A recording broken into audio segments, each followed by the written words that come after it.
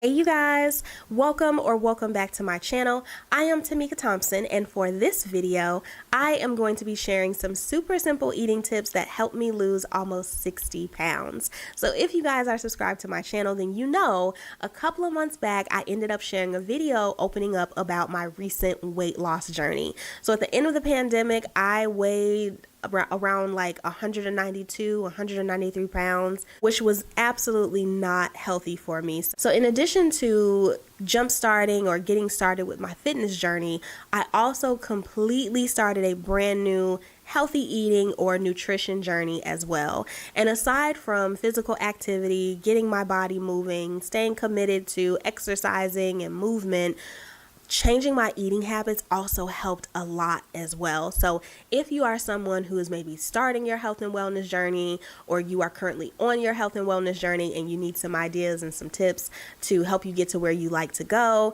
or if you have maybe plateaued in your journey and again you just need some ideas to revive you, or you're someone who just wants to get some ideas on how to eat healthier in general, then this video is for you. So without further ado, let's get right into it.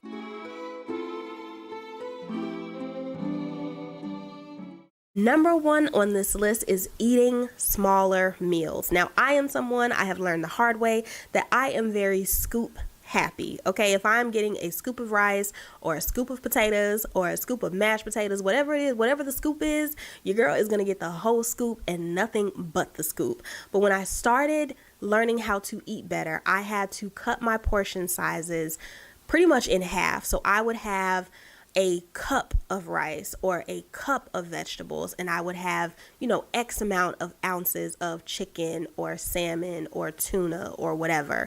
I read somewhere that the average person tends to have 2 to 3 more servings in a meal than they are technically supposed to. So by making my meals much smaller, that ended up helping me lose the weight quicker. And in addition to smaller meals, I would also have smaller snacks as well. So instead of having like a whole bag of whatever it was that I was eating, I would have maybe half of that. And in addition to that, I also started measuring stuff. So I would have like a half a cup of cottage cheese and fruit, or I would have, a small medium-sized apple and, a 4th cup of peanut butter. So just smaller meals overall, and measuring what I was eating really helped me in terms of eating better. Number 2 on this list is not eating after 8 o'clock p.m. So I am not a fan of eating fads or diet fads, and I wouldn't necessarily consider this intermittent fasting. But what I did realize as I was changing my eating habits is that anytime I would eat after 8, I would wake up the next morning, no matter what I ate, especially if it was healthy, like I would feel really bloated and really sluggish. So once I figured that out and I was paying attention to my body in that regard, I realized that after 7:30, 8 o'clock, I really don't need to be having anything other than water, maybe something super light, like, a cup of fruit or maybe some tea or something like that. And that also gave my body time to digest and break things down more. Typically, I am at the gym around 4:30 a.m. or 5 o'clock in the morning. So if I would have a meal around 10:30 and I would wake up the next morning at about 4:30 to go to the gym, I would feel just super sluggish and clunky and heavy. And it's like, of course, girl, duh, because that food is still all up in your belly and it hasn't fully digested yet. So now I know that after 8 o'clock, I really shouldn't be putting anything in my mouth. And again, this is not intermittent fasting per se. It's just giving myself a cutoff time. And for me, I'm typically off work at around 5 o'clock to 6 o'clock. So I'll have dinner right after that. I may have a small snack after that, or maybe even a dessert, but come 8 o'clock, I'm not eating anything else. And this is something that you want to test with your body officially before you do it. If you work late hours, depending on how your day is structured with your full-time job, or if you run a business on the side like myself, try to figure out what's that sweet spot that you typically find yourself eating. And then if you find yourself eating after that at how you feel when you wake up the next morning, because that may be a telltale sign that you may need to give yourself a little bit of an eating curfew, kind of like I did. Number 3 on this list is cutting out salt or just lowering my salt intake altogether. I ended up reading somewhere that salt ends up causing a lot of bloat and a lot of just like that puffiness feeling that sometimes we feel after we eat a particular meal or a snack or a dish. And once I started paying attention to what foods I was eating that had high sodium contents, I pretty much cut them out all together. So these days, I very rarely have a lot of salt. And if I eat something that is really, really salty, because my body is now trained to not have a lot of salt, it's insane the effects I have. Like if I have something that's too salty, if I decide on a whim to like go to Popeyes or KFC or even Chick-fil-A, and I have something that has a lot of salt, the way my head will be banging, like it's insane. I almost get a migraine from it because now my body is so used to not having that much salt. So what I started doing to cut my salt intake down or just get it really, really low was unsalted snacks. So I have like unsalted nuts, unsalted plantains. I'll have unsalted tortilla chips, pretty much anything and everything I will get unsalted. And when I'm cooking, I do not use a lot of salt in my food. Like there's a lot of things that I'll cook where I won't use salt at all. For breakfast, I won't have salt. I'll just have scrambled eggs with some fresh garlic, some fresh sauteed garlic, some spinach, avocado on the side, and that's it. I'll put salt on like chicken breast, or if I'm roasting a chicken in my crock pot, I'll put a little bit of salt on my salmon, but it is literally just like a little sprinkle. It's not a lot. So consider cutting out salt or just paying attention to the level of salt that you are having. And you don't necessarily have to measure it, right? But if you are eating something like a bag of chips or some crackers, look at the label and just see how much salt you are consuming per serving. And it is 100% eye-opening. On the flip side, when you're cooking your meals, just pay attention to how much salt you put on your stuff. I also learned that the way that our bodies retain salt can also result in weight gain as well. So cutting out salt and being mindful of the amount of salt that I was having made a really big difference. Next on this list is swapping out juices and pops for coconut water, tea, protein shakes, and cold pressed fresh juices. So once I realized like how much sugar and sodium and calories were in pop in general, I was like, oh no, we got to cut this out. We got to get rid of it. So these days I will pretty much have a pop on average, maybe once or twice a month. And it tends to be like a Sprite or a ginger ale, something like that. I haven't had like a Coke or a Pepsi in a really, really long time.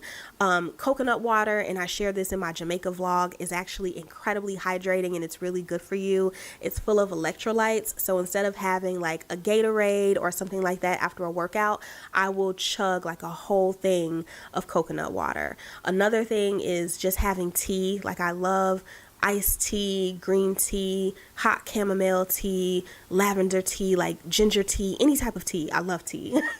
And then I'll also have fresh cold pressed juices from a local market by my house, and they have all types of different juices. They have a green juice that has like celery and ginger and cucumbers, kale, spinach in it, and then there's an orange one where they have like carrots and oranges and more ginger and lemon and something else. And then another thing I'll have is like protein shakes. After a workout or before a workout, I'll have like a full-size protein shake. Anything that makes sure that I am not having anything that is not good for me. So juice, soda, pop, anything that is like full of sugar or has a high sugar content or a lot of empty calories, I do not drink it, do not have it. So for me at this point, water, coconut water, tea, protein shakes, juices, fresh pressed cold juices. And next on this list is no fried foods whatsoever. I cannot tell you guys the last time that I actually had something fried. At this point, I eat everything baked, broiled, roasted, like that's pretty much it, or like pan seared or something like that. But I have not had fried food in a really long time. Another reason too, is that I opened up about this on Instagram, is I actually have hidradenitis suppurativa. It's an inflammatory skin condition, and I learned the hard way that fried foods is not good for me. So I don't know if anybody else out there has HS, but fried foods is a really big trigger for HS. And when I found myself having like a lot of flares, especially back to back to back to back, I directly linked it to, me having some fried chicken or a fried chicken sandwich or something fried. My body was like, no, Tamika, we do not want this. Stop giving this to me. Like, get this out of us. Stop eating this. And then also, fried foods tends to be, higher in cholesterol, and it's not good for your blood pressure. So I cut out everything fried. When I cook at home, everything is baked, roasted, or pan seared, or cooked over the stove, sauteed, things like that.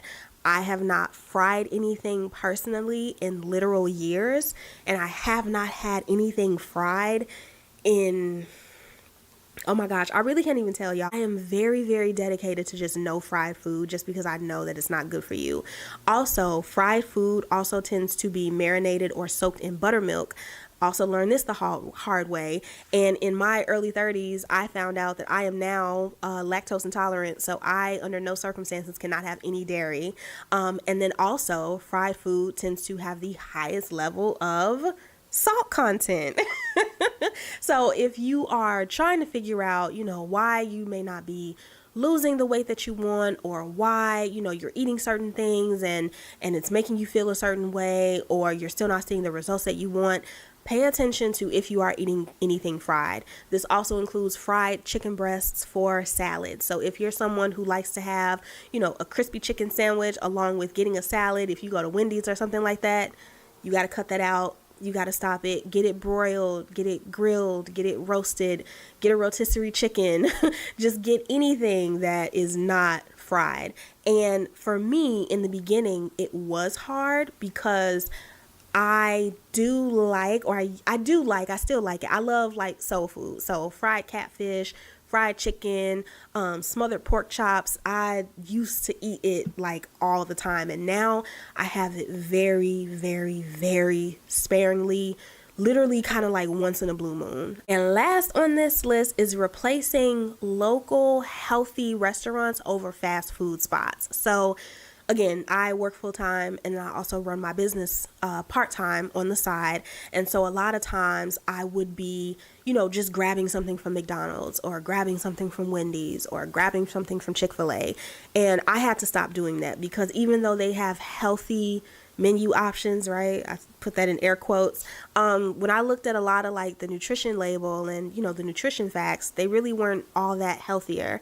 The salad dressings had a lot of sodium and sugar in them, and then the salads weren't really all that healthy, because the vegetables that they would put in there, they would also have like, dried cranberries and a bunch of other stuff. And I'm like, this salad is not even healthy. And so you think you're grabbing something healthy at one of your quick little, drive-through spots, and you end up doing more damage than you plan to. So what I did is that I found locally owned healthier restaurants in my neighborhood that offer me cheap or affordable and quick healthy meals for either the same or less than the price, but they're better for me, right? So I have like this salad spot that's near my house that's really, really good. And they have like a Mediterranean salad that has olives and chickpeas and carrots, and it's made fresh and with like organic vegetables and stuff like that. And I think that salad is about $17, not including tax, and if I don't get anything extra like an iced tea or a grilled chicken on the side or something like that.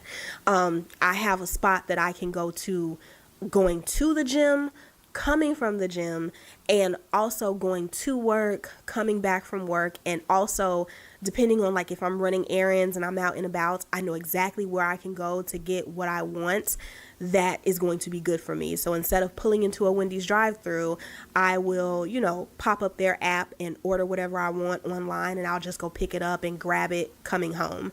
Fast food spots, they are convenient, but I feel like they're one of those things that can do more damage than good. Like I said, they have healthy options on the menu, but if you break down the nutrition and you really do your research, you may find that the thing that you think is healthy is actually not that healthy. Another tip to piggyback off of this is just preparing snacks and keeping snacks with me all the time. Like I have a trail mix in my car, like in between the two seats, whatever that thing is called. Like I have a trail mix in there. I keep an apple on me all the time. I'm always grabbing a banana. I'm always like cutting up vegetables. So I always buy whole bunch carrots and I'll just cut them all up along with like celery and cucumbers, especially now that I'm commuting back to the office. And coming from downtown, if you're in Chicago, then you know that 290 is always a mess and you can never get anywhere after 3:30, 4 o'clock in less than an hour. So I always make sure I'm packing snacks, and I'll do like crisps. I'll do, a scoop of peanut butter in like a little container. I'll do blackberries. I'll have like some peanuts in a Ziploc bag. Like I have snacks everywhere to keep me from popping off somewhere, and also to save me money too, right? Because if I always have a snack somewhere that will tide me over until I get home to have whatever I've meal prepped for the week, then I save a lot of money. So just a little bit of a tip to piggyback off of that. And that's it, y'all. Those are some super simple, I hope you consider them super and simple, eating habits that help me lose weight. And if you, again, are looking to just kind of change your eating habits to become more healthier or venture on your health and wellness journey, I really hope that you found this helpful. Going on my recent health and wellness journey has been really, really enlightening. Now that I am in my mid-30s, I feel like I am way more committed and tuned into just health and wellness overall. Like aside from fitness and exercise and the squats and the reps and muscles and abs and work your core and glutes and all of that, just paying more attention to things like vitamins and nutrients and watching what I eat and paying attention to how what I eat, how it makes me feel and how it affects me both physically and psychologically, right? Because I actually learned the hard way that chocolate can actually bring you down. Like having too much chocolate can bring down your mood.